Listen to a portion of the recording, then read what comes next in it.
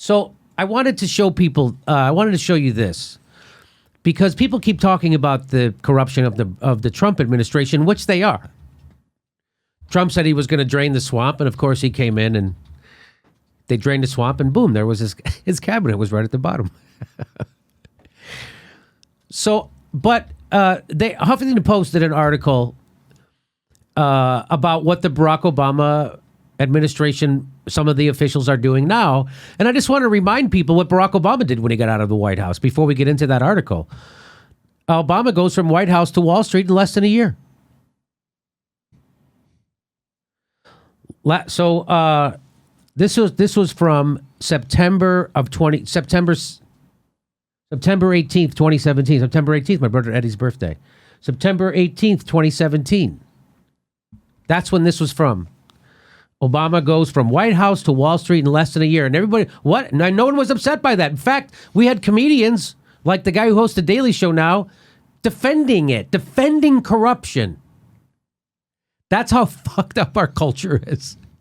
That comedians now defend corruption and advocate against free speech, which is what comedians are doing now with Alex Jones.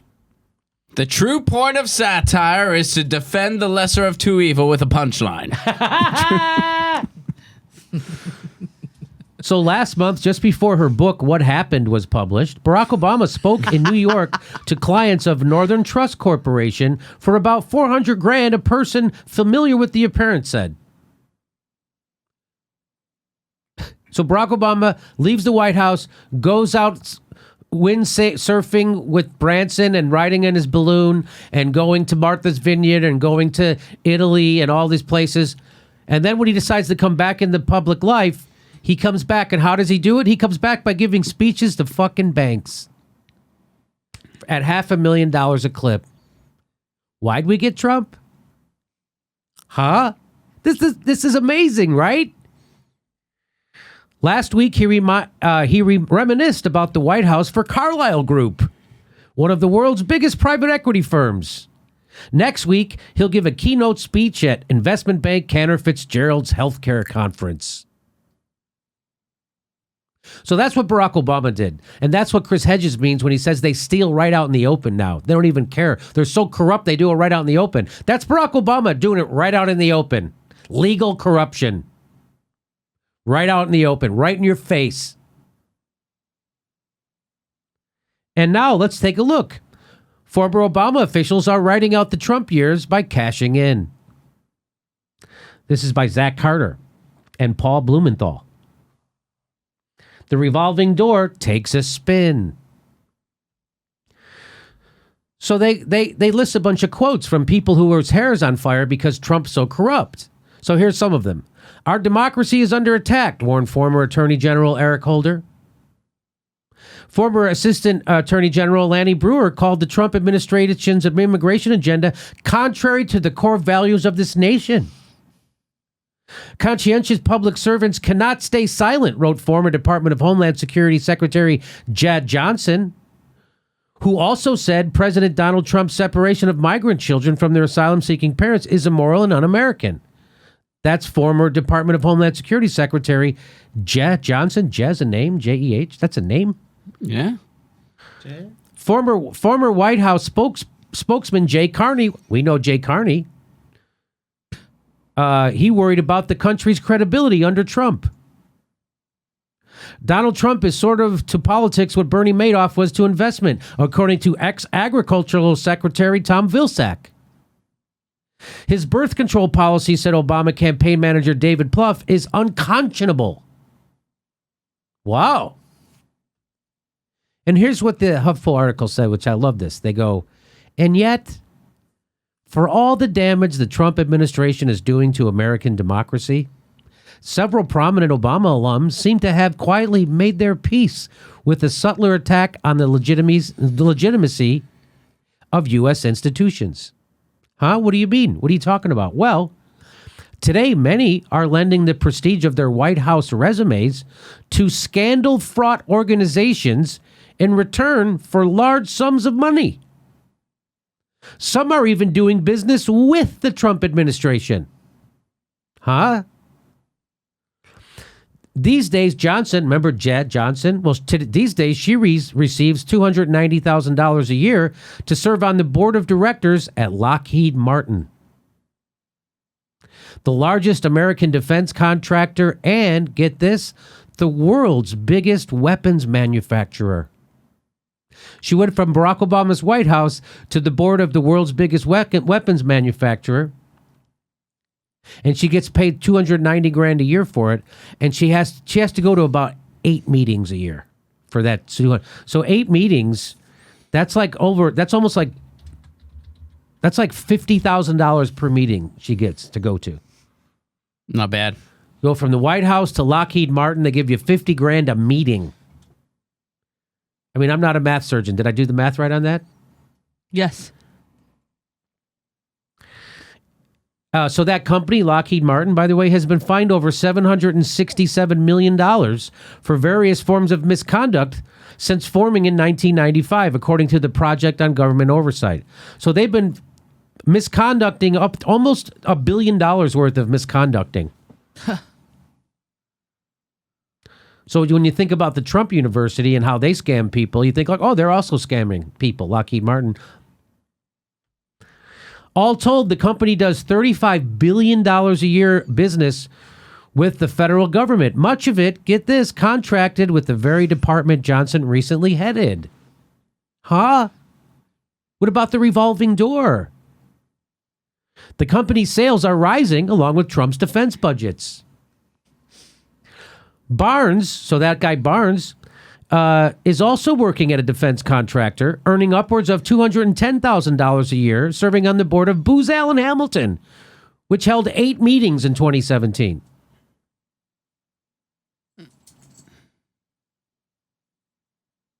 How much is that? 8 meetings into 200. So it's like $30,000 a meeting. Yeah, for 290, 8 meetings, that's like 36 Okay, a is that- meeting. So is that what it is? 210, that would be more like in the 30, yeah. Yeah? Okay. I'm not good with math, Me neither. but it's a lot of money. I did it on a calculator. Did you?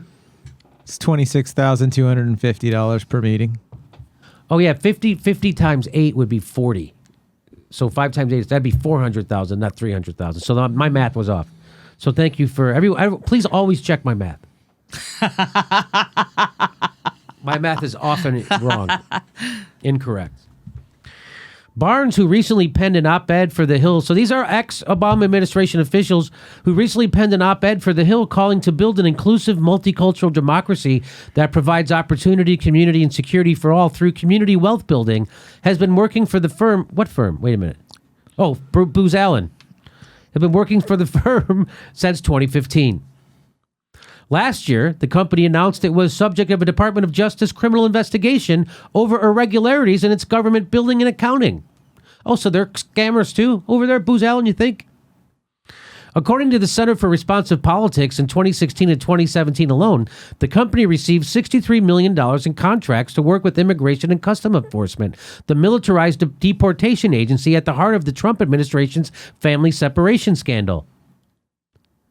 So Booz Allen making money off the Trump's immigration policy.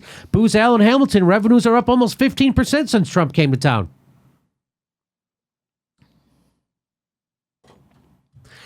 As Attorney General, Eric Holder refused to prosecute Wall Street crime related to the 2008 financial crisis, even as banks agreed to pay billions upon billions of dollars in settlement after settlement with the federal government. Still, not one criminal prosecution. Not one. Even in cases where major banking institutions pleaded guilty to felony charges, Holder and the Department of Justice declined to prosecute any actual bankers for crimes. Isn't that fucking corruption? So when Trump pardons Joe Arpaio, is that more corrupt than this shit? No, it's not. These people hurt a lot more people than Joe Arpaio did.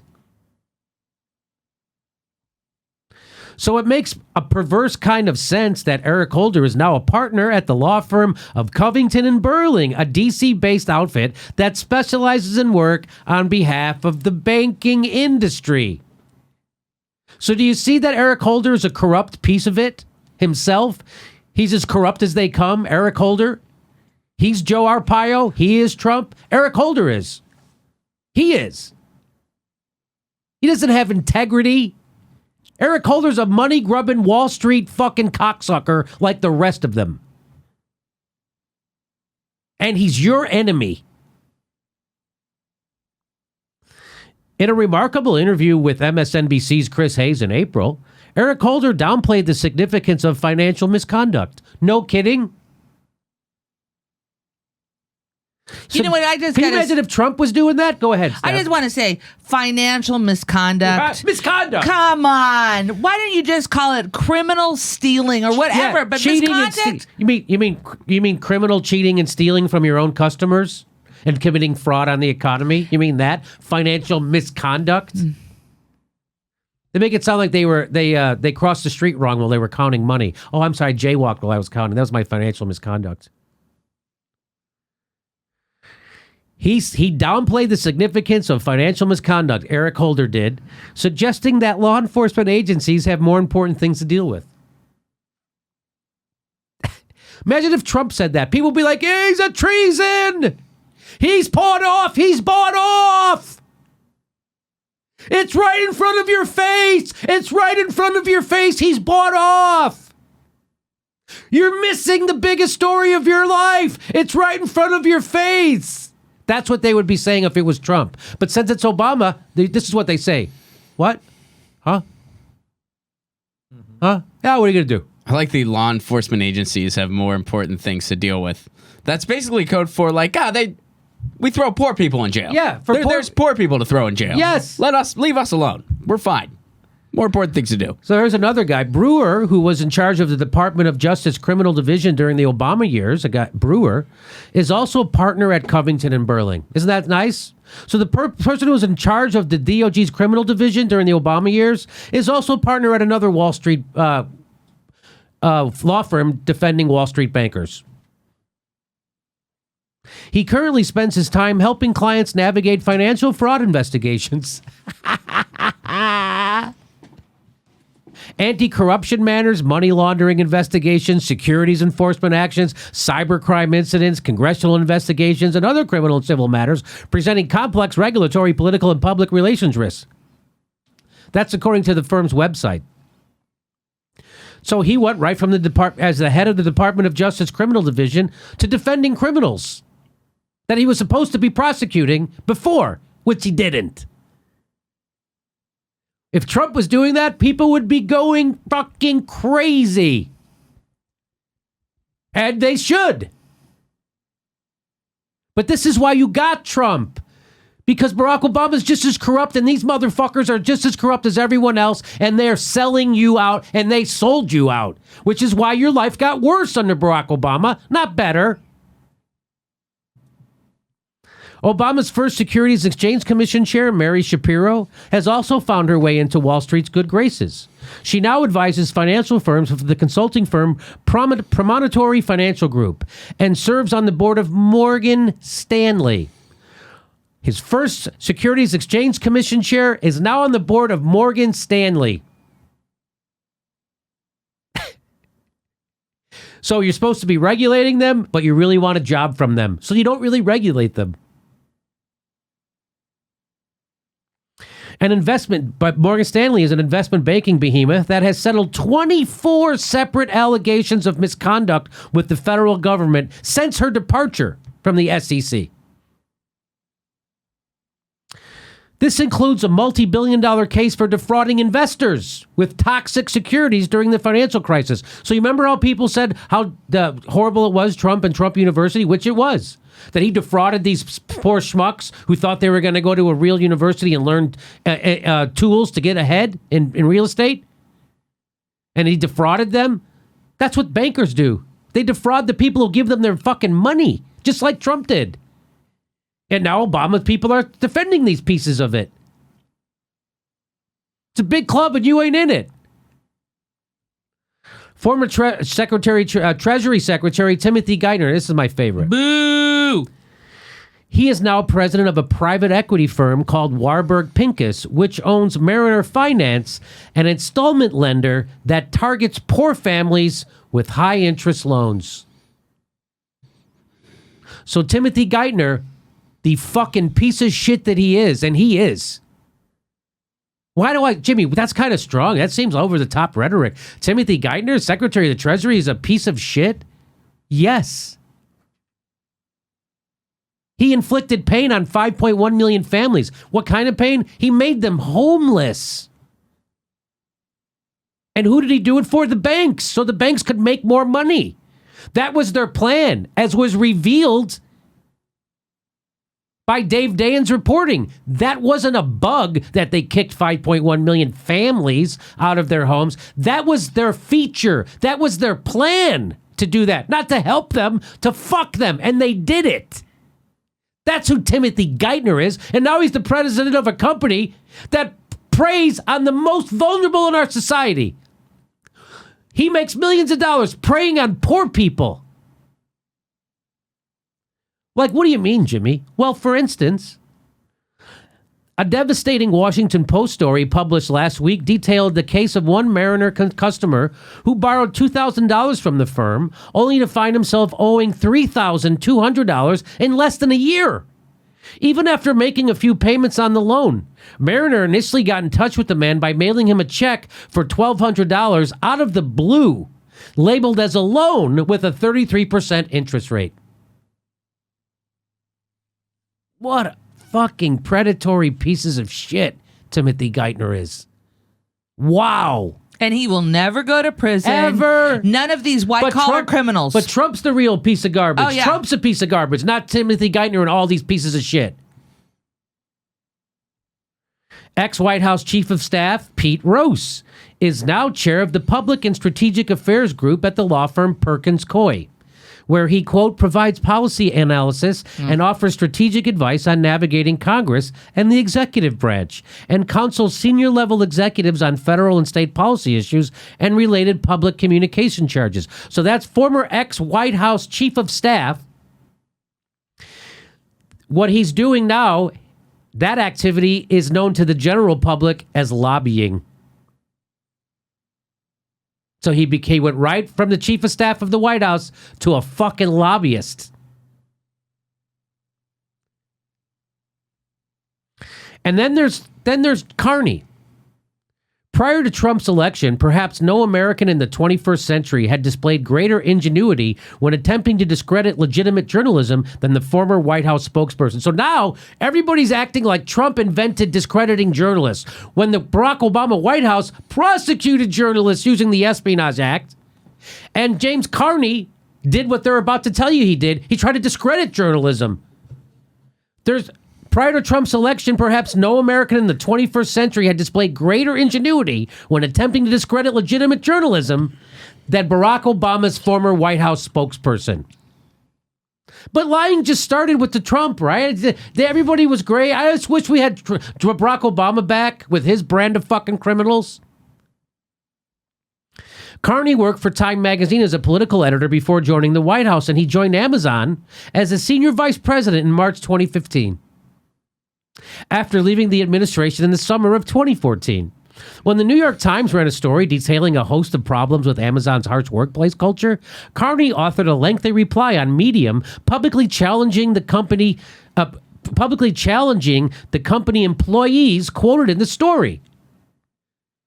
So the Times does a story, quotes the employees at Amazon, and then asshole Carney writes a piece discrediting those employees.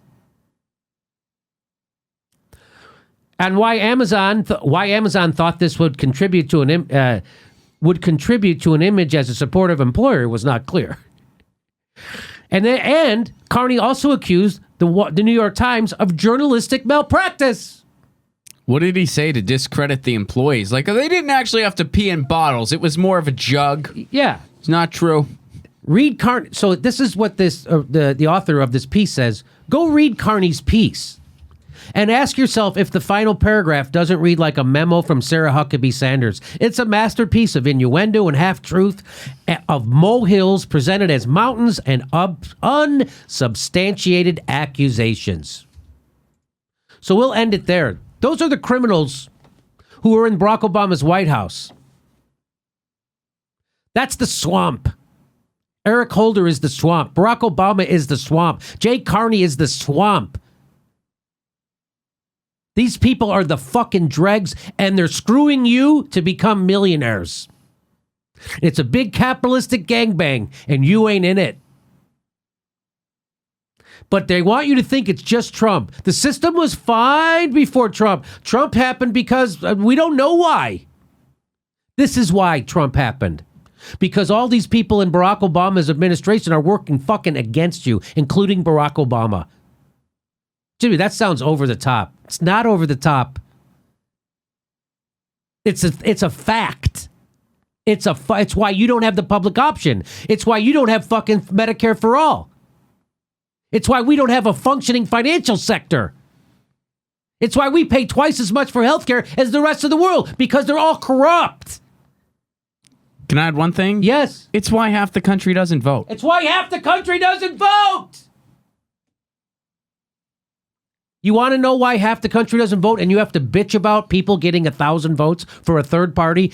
This is why half the country doesn't vote.